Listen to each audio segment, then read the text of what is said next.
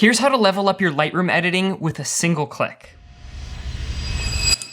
Amazing. This is the brand new adaptive subject preset within Lightroom, and it's the easiest way to make any subject pop. They've literally made this a one-click operation, and I feel like they're giving away all of my editing secrets. Along with this, there are 3 new Lightroom features that you'll want to start using right away because they will make your editing so much easier. And if you haven't, make sure you update Lightroom. So I'll stop right now, go update Lightroom, and come back.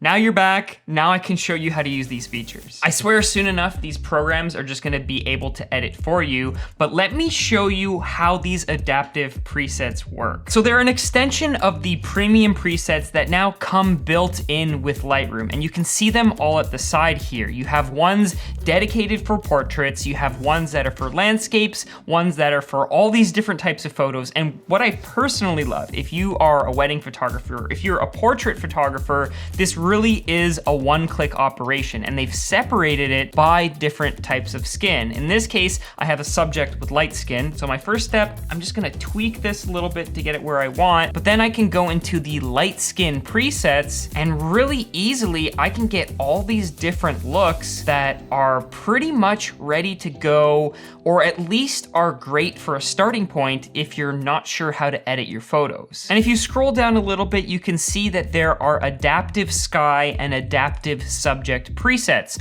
The one I showed you at the beginning was the pop preset. What it's doing here is it's auto-intelligently finding the subject. So if I go into my masks, you can see that it's applied this pop filter. It's automatically found my person and then gone ahead and done the plus exposure and then also raised the texture a little bit and the clarity. And that just allows my subject to jump off the background. This is something that I've done in the past manually, but now instead of having to click all these sliders and go into masking, you just click the presets and it's done for you. Same thing with sky. If I come over here and I want to alter my sky, I can make it look more dramatic, I can make it look darker, I can go really crazy and make it look neon, or any of these other settings that come built right into Lightroom. Something that's super useful if you like to do time lapse or take a lot of photos that are similar, now the automatic AI masks can be copied from picture to picture. So for this photo, I'm happy with the way it is. Let's say I want my sky to pop a little bit. So I'm gonna come into the adaptive sky presets. Maybe I'll try the sunrise one because that's gonna warm up my sky a little bit. Now, if I simply go develop,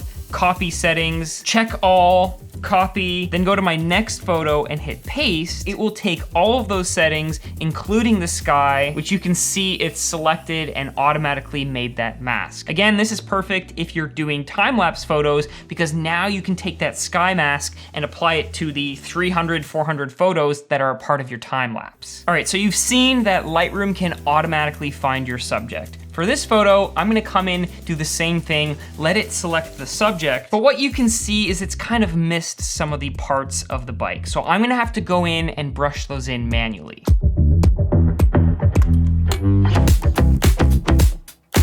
I've cleaned up my mask. Now what I can do is I can apply a pop to it manually by going in, upping the exposure, upping the clarity, upping the texture. But what if I wanted to do the opposite and affect the background? Maybe desaturate it a bit because it's too red. Now what we can do is I can select this and say duplicate and invert the mask. So it's making a copy, but then selecting the background. So now what I can do is I can come in and say desaturate just the background, and it leaves the biker alone and only affects the streetcar. One more thing they've added is an intensity slider, both for presets and for masks. If I go to the left here, you can see that we have applied that adaptive subject pop. If you thought, well, maybe it's a bit too intense and I don't want to go and fiddle with all the individual settings, you just come to this slider on the left and say, drag it down, it will lower the intensity. Drag it to the right, it will boost the intensity. You can use that on masks